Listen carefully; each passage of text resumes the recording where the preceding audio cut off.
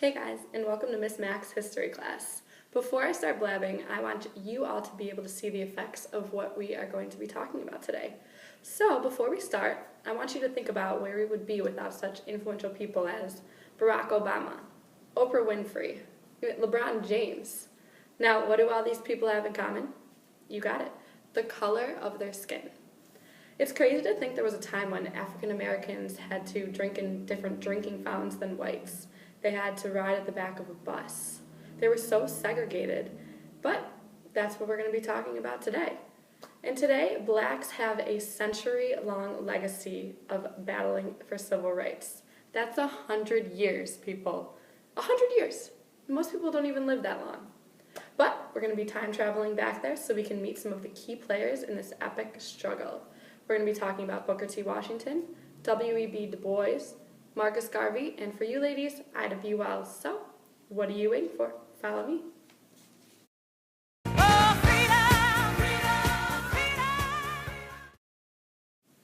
Okay, before we get to the good stuff, I'm just going to give you a little idea about where we are in history right now. So, the Civil War just ended. Yay! African Americans are free, the 13th Amendment abolished slavery, the 14th Amendment made them into citizens, and the 15th Amendment said that all citizens, regardless of race, regardless of color, regardless of previous condition of servitude, you could vote. But that doesn't include the ladies yet. We'll get to that later. Anyways, looking pretty good for African Americans, right? I don't think so. There is a very strong opposition to this, especially in the South. We are in a time where it doesn't matter.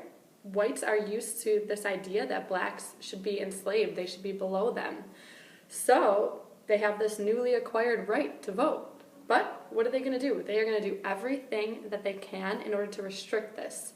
They developed literacy tests. If you were a slave, for the most part, you probably couldn't read. They developed poll taxes.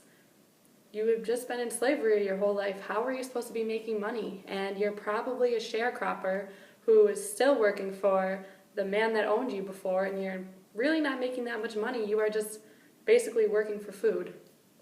And they also, in case you pass those two tests, they developed the grandfather clause. So that said, if your grandfather or your father couldn't vote, then you weren't eligible to vote either. They just got this right. How were their grandfathers and fathers supposed to be able to vote? Crazy. So, not much is going right for African Americans. Doesn't look good for them right now. They are not being treated with equality to whites at all, like the Constitution now says that they should. And they are also being discriminated against in the social arena, like I was talking about before. Jim Crow, segregation, separate bathroom facilities for blacks and whites, separate drinking fountain, separate schooling, separate, you have to ride in the back of the bus because you're an African American, sorry. What are they going to do about it? Well, we are going to see some key players who are going to take stand up against this. Let's go.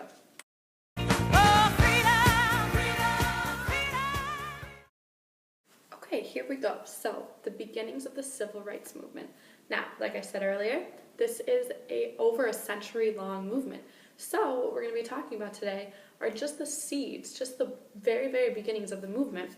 The four people we are going to be talking about, they're the ones who sort of initiated this and sparked it into the movement that's still going on today. So, the first two people that we're going to talk about are the two main philosophies that developed during this era. So we have Booker T and we have W.E.B.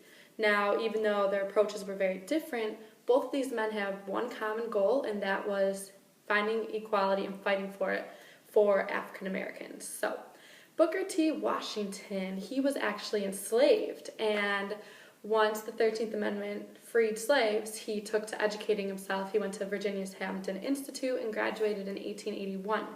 Now, he felt, okay, African Americans, we've been enslaved. We know how to do some very valuable things. We know how to work in the fields. We know agricultural skills. We know how to work in the home. We know domestic skills. We know mechanical skills. So why don't we use these and show whites what we're really capable of? We can contribute to the economy, and our labor skills really are valuable to them. So, you know what? We are getting discriminated against. We're experiencing racism right now. But if we just let these things slide on by, eventually whites will see blacks as equal because of the valuable things we're contributing to the economy. So he sort of had a bottom-up approach. Now, the way you can remember this is Booker T. Washington, don't let his name fool you, because he was not for book smarts. He founded the Tuskegee Normal and Industrial Institute, which actually exists today. It's called Tuskegee University today, but it basically focused on equipping African Americans with teaching diplomas or skills in agricultural, domestic, and mechanical work. So basically, Booker T, don't associate him with book smarts. Instead, associate him with manual labor. And because his approach was so conservative, it was very gradual. He thought with time, whites would feel that blacks are their equals and they would equate them with them. So very, very slow approach, and he was more well respected by the white community because of this slow approach. Now keep that in mind. Teddy Roosevelt actually invited Booker T. Washington to dinner at the White House. That's how he sort of had better respect than the other people we're going to be learning about. So there you go, Booker T.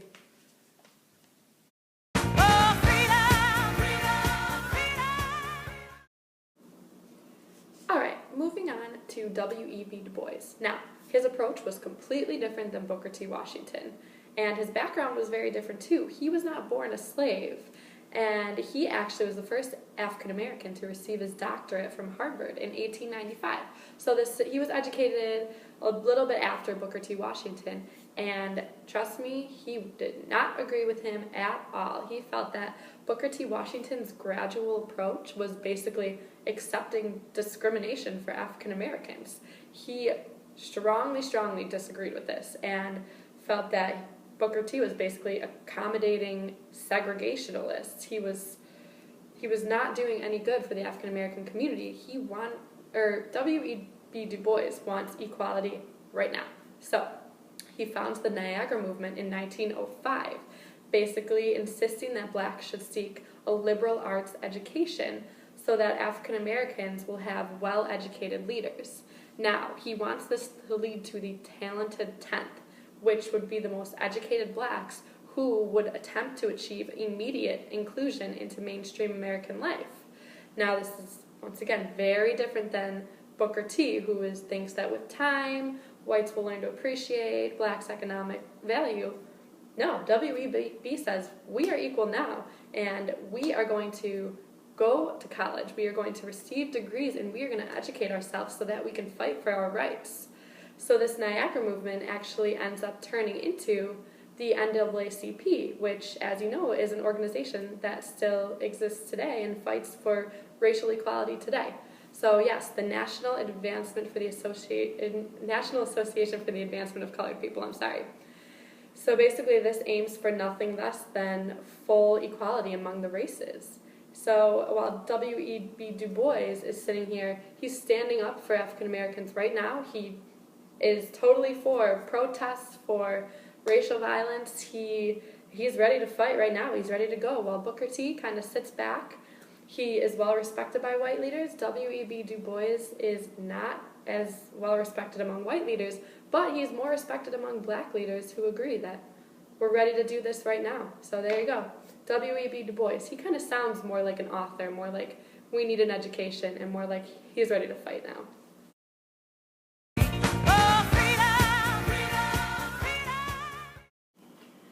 Alright, so moving on to Marcus Garvey. Now, he was very different than both Booker T and W.E.B. Even though they were the main approaches of this era, we still have two other ones that were important as well because they were also African Americans fighting for equality.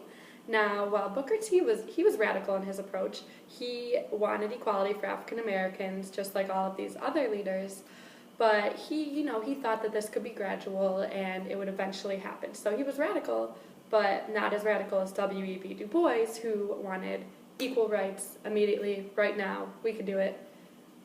Very, very radical, even more so. And then, moving on to Marcus Garvey, he's the most radical out of everyone so far. And he was very different than both W.E.B. and Booker T because he was not actually born in the United States. He was born in Jamaica and he immigrated. And that's very different. I mean, he's obviously going to have very different views. So he felt that white Americans were never going to be accepting of African Americans. They would never see them as equals. Social equality was a complete delusion to Marcus Garvey. So he felt that African Americans should up and move themselves to a completely separate society. He founded the Back to Africa movement. So he felt that, if African Americans moved back to their homeland, then everything would be fine and they would be treated as equals among each other there. Well, how would you feel if you were an African American and you were born in the United States? All you had ever known was this land that you're in right now. It is basically saying that you would take your ethnicity. So say you are German. We're going to use that as an example.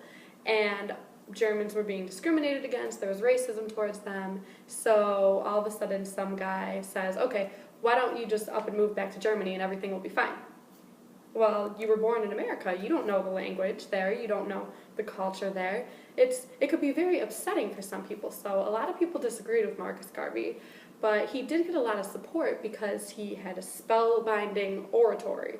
He held mass meetings, parades, and there was this giant message of Black pride, which is why he founded the UNIA, the Universal Negro Improvement Association. He did that in 1914 because he did have some followers, but he was, the most radical that we've learned about so far, and very, very different once again from Booker T and W.E.B.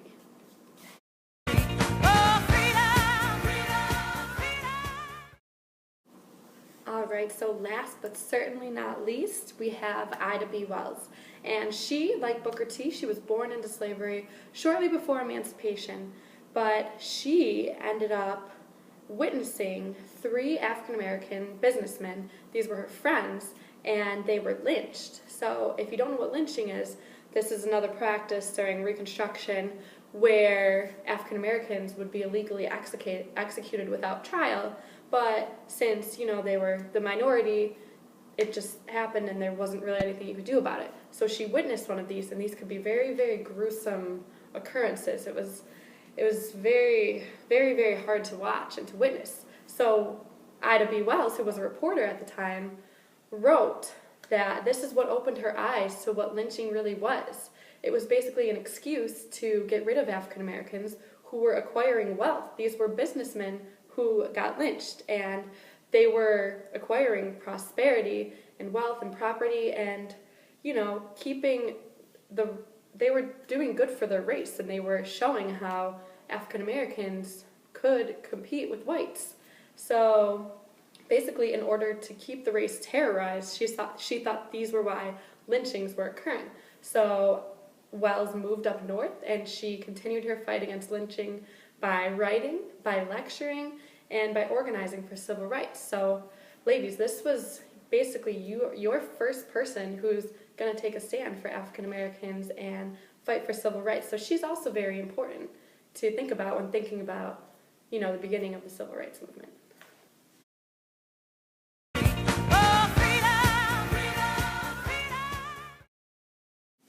Well, there you have it, folks. Hope you enjoyed our trip back to the beginnings of the civil rights movement. And don't forget our 4 key players that all fought for rights for African Americans, but in very different ways. Thanks for tuning in to Miss Mac's history class.